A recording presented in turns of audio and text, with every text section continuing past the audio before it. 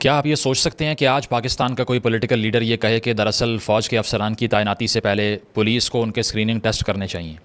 क्या आप ये सोच सकते हैं कि आज के दौर में कोई सियासतदान किसी भी फ़ौज के सीनियर अफसर को वज़ीर आज़म हाउस बुलाए, उससे इस्तीफ़ा पहले ही टाइप करवाया हो, उस पे साइन करवाए और उसके बाद में अपने कुछ दोस्तों के हमरा गाड़ी में उसको बिठा के ज़बरदस्ती एक सरकारी रिहाइशगाह के एक कमरे के अंदर बंद कर दे, जब तक उनको रिप्लेस ना किया जाए।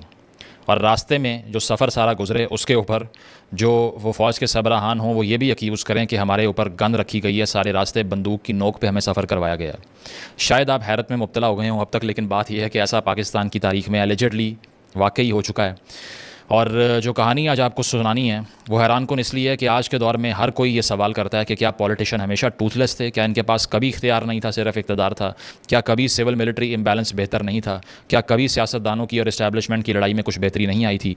तो उसका जवाब ये है कि जो मौका भुट्टो साहब को मिला था वो शायद किसी के पास नहीं था। उसकी वजह यह है कि 1971 में, जिसको हम फॉल ऑफ ढाका और बंगालीज़ जो हैं इंडिपेंडेंस ऑफ बांग्लादेश कहते हैं, उसके बाद पाकिस्तान की जो अफवाज और इस्टेब्लिशमेंट उस दौर की थी वो तारीख़ी तौर पे शायद इतने बैकफुट पे कभी ना गई हो, आज तक ना गई हो, जो कि उस दौर में मौजूद थी। वजह उसकी सिर्फ एक है कि अगर ये एविडेंट हो कि आपकी सरपरस्ती और सरबराही के बावजूद मुल्क टूट गया और उसके दो हिस्से हो गए, तो उसके बाद आप मज़ीद कंटिन्यू नहीं कर सकते। आप इक़्तिदार के ऊपर काबिज़ रहकर कंट्रोल हासिल अगर करना चाहें तो उसके लिए 1% भी सपोर्ट इसलिए नहीं होगी कि मुल्क रिसेंटली टूटा है। तो इतना बड़ा पावर वैक्यूम देख के पहले याया खान साहब ने सोचा कि क्या हमें ही कंटिन्यू करना चाहिए। फिर उन्होंने सोचा कि बहुत से ऐसे रिटायर्ड अफसरान जो कि अब सियासतदान बन चुके हैं उनको पावर सौंप दी जाए शायद, लेकिन उसके हक़ में भी फ़ौज के अंदर से आवाज़ उठी, क्योंकि फ़ौज के अंदर बहुत से लोग थे जो उस वक्त कह रहे थे कि दरअसल जितना बड़ा डिज़ास्टर ये हुआ है ईस्ट पाकिस्तान का, अब अगर हमने सियासतदानों को फ्रंट से लीड ना करने दिया तो बची कुची साख भी हमारी ख़त्म हो जाएगी। I'm not out of touch with people. I know East Pakistan like the palm of my hand. I've served there. I know East Pakistan more than the East Pakistanis know themselves because they haven't got the facilities to move around like I have. ये argument करने वालों में से major general गुल हसन साहब भी sir फहरिस्त थे, जो कि आगे चल के commander in chief of the Pakistan army बने। उन्होंने भी यही कहा कि दरअसल वेस्ट पाकिस्तान से भुट्टो साहब को वोट पड़ा है तो उनको ही इक़्तिदार सौंप देना चाहिए, खामोशी से पीछे हट जाना चाहिए। क्योंकि आपको मालूम है कि इससे पहले भुट्टो साहब मौजूद थे यूएन के इजलासों में तकारीर करने के लिए, जज्बाती तकरीरें करने के लिए, जिसमें कागज़ फाड़ के फेंक के बहुत अच्छी उनकी जो है ना वो वायरल फैक्टर एक वो चीज़ बन गई जो आज तक चलती है। I will not be a party to the ignominious surrender of part of my country. You can take your security council. Here you are. I'm going. जिसमें सिर्फ़ और सिर्फ फ्रॉड था। तो खैर वो करने के लिए वो बाहर मौजूद थे। वो जब मुल्क में वापस आते हैं तो आकर वो फिर सरबरा बनते हैं पाकिस्तान के, और साथ साथ ये कि प्रेसिडेंट बनने के बाद भुट्टो साहब जिस शख्स को कमांडर इन चीफ़ के तौर पे मुंतखब करते हैं उसका नाम वही गुल हसन था, जो कि उनको वापस लाए जाने के लिए आर्ग्यूमेंट कर रहे थे। तो उस दौर में चीफ़ ऑफ आर्मी स्टाफ की पोस्ट नहीं थी, इसीलिए कमांडर इन चीफ़ की टर्म यूज़ होती है। तो होता इस तरह से है कि इक़्तिदार संभालने के फ़ौरी बाद म्यूटनी का ख़दशा भुट्टो साहब को पैदा हो जाता है कि मेरे ख़िलाफ़ बगावत ना हो जाए। अब इसके लिए ये है कि 1972 में बहुत बड़ा एहतजाज हो रहा था पुलिस अफसरान की तरफ से, उस दौर के NWFP जो कि आज के APK कहलाता है उसमें, और पंजाब के अंदर पुलिस अफसरान कह रहे थे हमारी तनख्वाहों में इजाफा किया जाए, हमारी सैलरी बढ़ाई जाए। उसको कंट्रोल करने के लिए भुट्टो साहब ने फ़ौज को ऑर्डर दिया कि आप जाइए और आप जाकर हालात को कंट्रोल में लें, लेकिन गुल हसन साहब ने रिफ्यूज़ कर दिया। और भी बहुत सी ब्रीफिंग्स भुट्टो साहब ने मांगी, गुल हसन साहब ने रिफ्यूज़ कर दिया। तारीख़ ये भी बताती है कि भुट्टो साहब ने एयर रहीम खान जो कि उस दौर में एयर चीफ़ थे उन्हें यह भी कहा कि फैसलाबाद के ऊपर से आप जाली फ़्लाइट्स जो है ना अपने एयरक्राफ्ट्स की चलाइए, ताकि मैं लोगों को ये बता सकूँ कि पाकिस्तान की जो फ़ज़ाइया है वो भी आपके ख़िलाफ़ एक्शन ले सकती है जो एहतजाज कर रहे हैं। उन्होंने भी रिफ्यूज़ कर दिया, उन्होंने कहा ये एयरफोर्स का काम नहीं है। तो रिपीटेड रिफ्यूज़ल्स को देख के भुट्टो साहब को ये ख़दशा पैदा हुआ कि इनकी फ्रस्ट्रेशन भी बढ़ती जा रही है और मुझे लग रहा है कि शायद मेरे अगेंस्ट कोई कू प्लान किया जा रहा है, मार्शल लॉ प्लान किया जा रहा है। ये बात गुलाम मुस्तफ़ा खर जो कि चीफ़ मिनिस्टर पंजाब थे, भुट्टो साहब के बहुत करीबी साथी थे, उन्होंने भी काफ़ी दहाइयों बाद एक इंटरव्यू में बताई थी कि भुट्टो साहब को बताया गया कि कू की प्लानिंग हो रही है उनके अगेंस्ट। और ये भी उनको मालूम हुआ कि जो प्रेसिडेंट हाउस है उसके फ़ोन भी टैप कर लिए गए हैं, यानी कि भुट्टो साहब की कन्वर्सेशन पर स्पाइंग की जा रही है। ये सारा कुछ देख के वो फेडअप हो गए। उन्होंने फ़ैसला किया कि मैंने अब इन दोनों अफसरान को रहने नहीं देना, और ये फ़ैसला करने के बाद उन्होंने एक बहाने से एक मीटिंग बुलाई सदारती महल के अंदर पिंडी में, और इन दोनों अफसरान को, जिसमें गुल हसन साहब थे और साथ साथ ए रहीम खान साहब थे, उन दोनों को बुलाया और वो अपने सिविल कपड़ों के अंदर सदारती महल में आते हैं। उन्हें सामने बिठाया जाता है और उन्हें सामने बिठाने के साथ साथ गुलाम मुस्तफ़ा जतोई वहाँ पर मौजूद थे। इसके अलावा गुलाम मुस्तफ़ा खर थे, national security adviser Akbar Khan भी उस मौके पर मौजूद थे। तो भुट्टो साहब ने यह कहा कि मैं सीधी बात करूँगा, मुझे लगता है कि अफवाज जो हैं और एयरफोर्स जो है वो किसी भी तरह से हुकूमत की मदद नहीं कर रही अनरेस्ट को, इंस्टेबिलिटी को कंट्रोल करने के लिए, और आप मेरा कोई ऑर्डर भी नहीं मान रहे, इसीलिए मुझे लगता है कि हम अब साथ कंटिन्यू नहीं कर सकते। तो इसके जवाब में एयर चीफ़ ने भी ये कहा कि मैं ये जो आप जाली फ़्लाइट चलाने की बात कर रहे हैं जहाज़ों की, एयरक्राफ्ट्स की, ये मैं नहीं कर सकता, ये कानून के ख़िलाफ़ है, ये मेरा काम नहीं है, फ़ौज को रिक्वेस्ट कीजिए। और दूसरी तरफ गुल हसन साहब ने ये कहा कि जब तक आप ऐसी डिमांड्स करते रहेंगे जो कि इललेजिटिमेट हैं तो हम उस पर अमल नहीं कर सकते।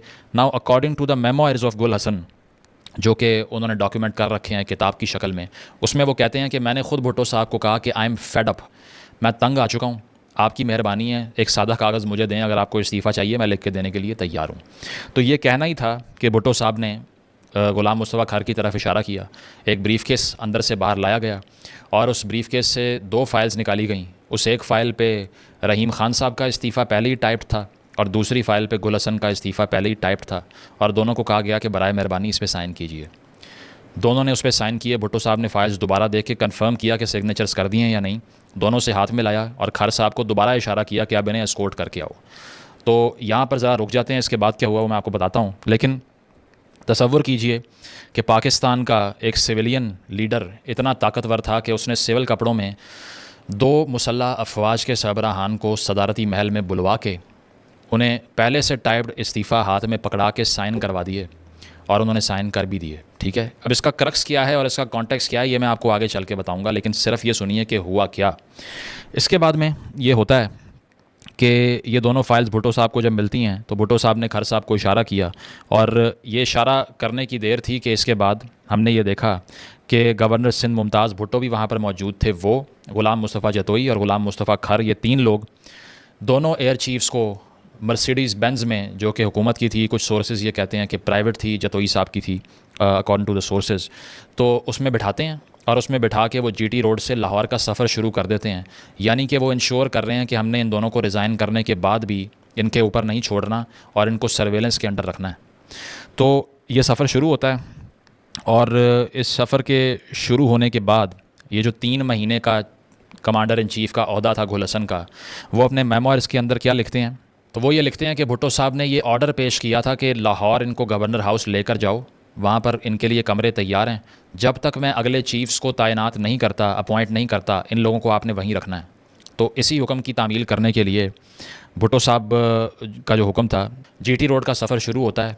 इस सारे सफ़र के बारे में भी कहानी खासी हैरानकुन है, क्योंकि इसमें गुल हसन साहब अपने मेमोइर्स के अंदर क्या लिखते हैं कि hijackers who took us to Lahore in official Mercedes Benz surrounded by federal ministers armed with pistols that were hitting my ribs. Gul Hassan साहब जो कि कमांडर इन चीफ़ थे, 3 महीने सिर्फ अपने अहदे पर रहे, वो ये बता रहे हैं कि इन हाईजैकर्स ने, जिसमें ग़ुलाम मुस्तफ़ा जतोई थे, ग़ुलाम मुस्तफ़ा खर थे और साथ साथ ये कि मुमताज़ भुट्टो थे, इन तीनों ने मुझे मर्सिडीज़ बेंज में बिठा के मेरी पसलियों के ऊपर बंदूक तान के रखी हुई थी जो कि मेरी रिब्स में चुभ रही थी, और इन्होंने मुझे सफ़र करवाया सारे रास्ते गन पॉइंट के ऊपर।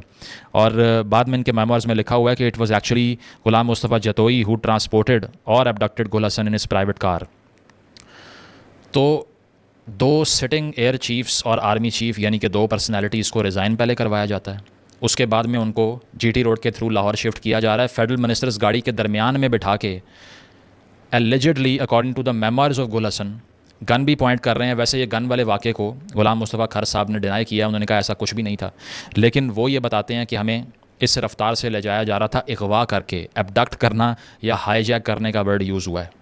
तसव्वुर हो सकता है इस तरह के काम का आज पाकिस्तान के अंदर कोई सोच भी नहीं सकता। ठीक है, तो इसके बाद में तारीख़ ये बताती है, इसके ऊपर बीबीसी का एक आर्टिकल भी है, गुल हसन की रिटायरमेंट, ये भी आप पढ़ सकते हैं, इसमें सारा डिटेल्ड अकाउंट मौजूद है। और इसके साथ साथ ये कि मेमोइर्स ऑफ लेफ्टिनेंट जनरल गुल हसन खान, जो मैं किताब रेकमेंड कर रहा हूँ, वो भी आप पढ़ सकते हैं, इसमें भी इसकी कहानी लिखी हुई है। तो ये रिकॉर्ड्स बताते हैं कि आगे लिखा गया, speed of the vehicles were suddenly accelerated in the middle of the journey when Khar saw a few tanks standing on the road side. Khar thought that armoured division will surround them. तो ग़ुलाम मुस्तफ़ा खर साहब ने रास्ते में गालिबन गुजरांवाला के करीब, ये अपने इंटरव्यू में भी वो कह चुके हैं कि मैंने ये देखा कि रोड साइड के ऊपर काफ़ी टैंक खड़े हुए हैं, तो मुझे ये लगा कि शायद मार्शल लॉ लगने वाला है, और अगर मैं यहाँ पर पकड़ा गया तो उसके बाद तो हमें मार ही दिया जाएगा, इसीलिए गाड़ी की स्पीड तेज़ करो। तो गाड़ी की रफ्तार बहुत ज़्यादा बढ़ा दी गई, और उसके बाद वो लाहौर पहुँचे गवर्नर हाउस में। वहाँ पर उनके लिए कमरे तैयार थे, 2 कमरों में उनको अलग अलग रखा गया, और उन दोनों कमरों में टेलीफोन्स भी नहीं थे ताकि वो किसी से रब्ता ना कर सकें। और उनको तब तक वहाँ रखा जब तक नई अपॉइंटमेंट हो नहीं गई। और नई अपॉइंटमेंट क्या हुई, माशाल्लाह, टिक्का खान साहब को आर्मी चीफ़ लगा दिया, चीफ़ ऑफ आर्मी साहब का अहदा क्रिएट किया भुट्टो साहब ने।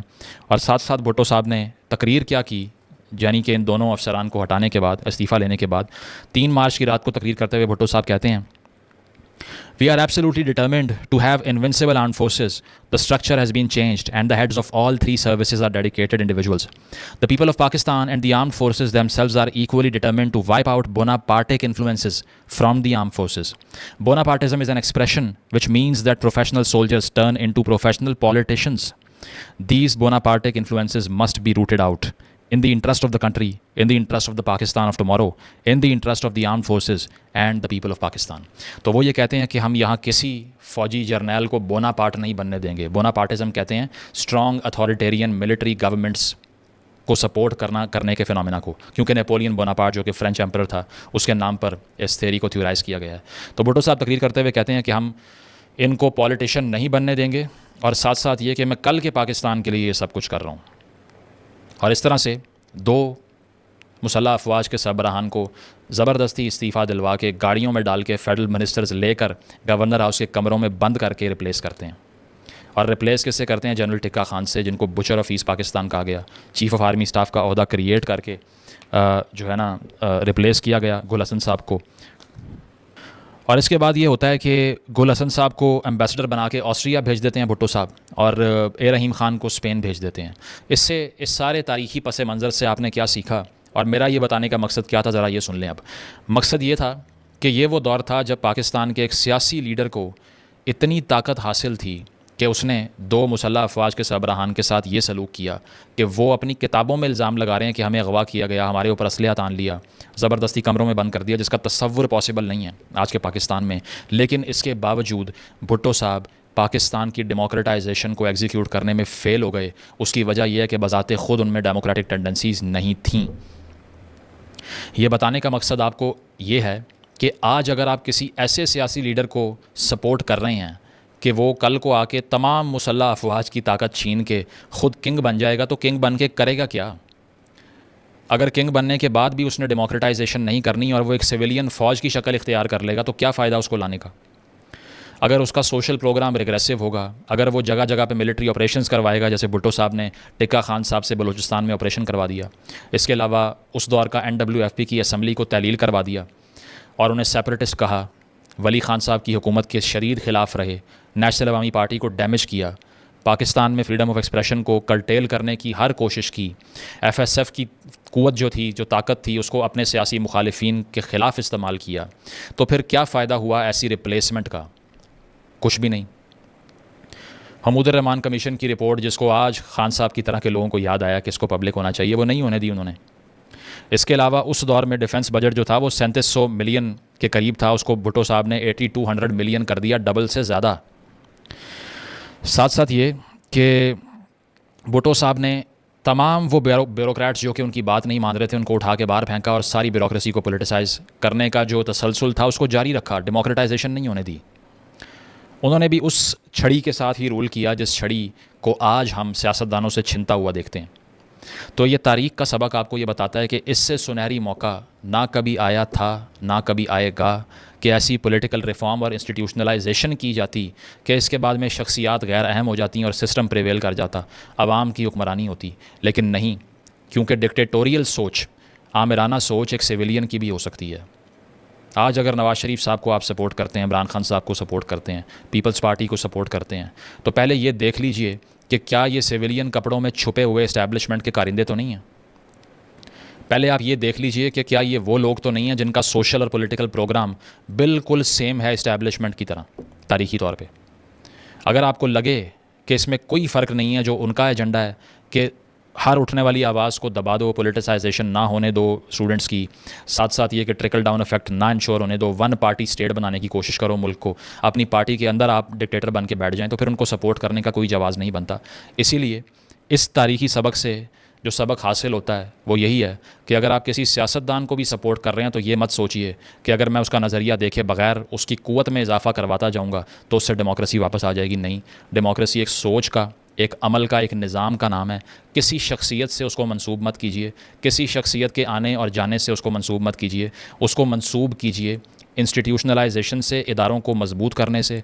और सबसे बड़ी चीज़ ये कि जिन पार्टियों के अंदर डेमोक्रेसी इंश्योर नहीं हो सकती, उसको जितना भी सपोर्ट कर लीजिए, 70, 72, 73 साल के आदमी पाकिस्तान का मुस्तकबिल नहीं है। मुस्तकबिल आप हैं, और आप मुस्तकबिल सिर्फ तब बदल सकते हैं जब पहले आपकी सोच बदले, क्योंकि थॉट प्रेसीड्स एक्शन। पहले सोच आती है और उसके बाद में अमल में तब्दीली आती है, और उसके बाद में इनकलाबी बातें हो सकती हैं। बहुत शुक्रिया।